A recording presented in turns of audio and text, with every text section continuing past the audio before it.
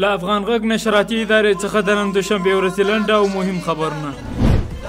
د ملي دفاع وزارت وایي چې په 313 مرکزي قلي اردو کې 14 غروال ټانګونه، 15 انټرنیشنل او 10 موټرسایکل ترمیم او ګټه اخیستنې ته چمتو شول.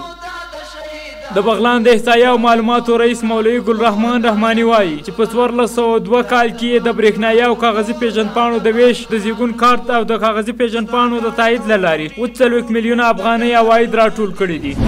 د هلمند د باباجي ولسوالۍ له لوی مانده څخه تر هرات او قندهار لویې لارې پورې د 14.5 کیلومتره سړک د رغولو چارې پیل شوي دي.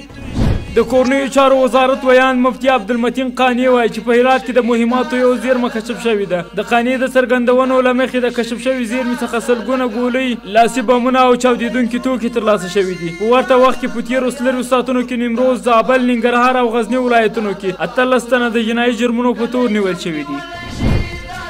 د پکتیا د کلیو او پراختیا رئیس وایي په تېر یو کال کې د مؤسساتو لخوا 550 میلیونه او د امارت له بودیجې څخه 40 میلیونه افغانۍ په بېلابېلو پراختیایي پروژو باندې لګولي دي. د هرات ولایت په انجیل ولسوالۍ کې زلزله ځپلیو ته 80 نور کورونه هم وسپارل شو. د یاد ولایت د اطلاعاتو او کلتور رئیس او د زلزله ځپلیو د کمیسیون ویان مولوي احمد الله متقي وایي چې تر اوسه په دغه ولایت کې زلزله ځپلیو ته 4000 کورونه جوړ شوي دي او په نږدې وخت کې به 2000 نورو زلزله ځپلیو ته هم کورونه جوړ شي.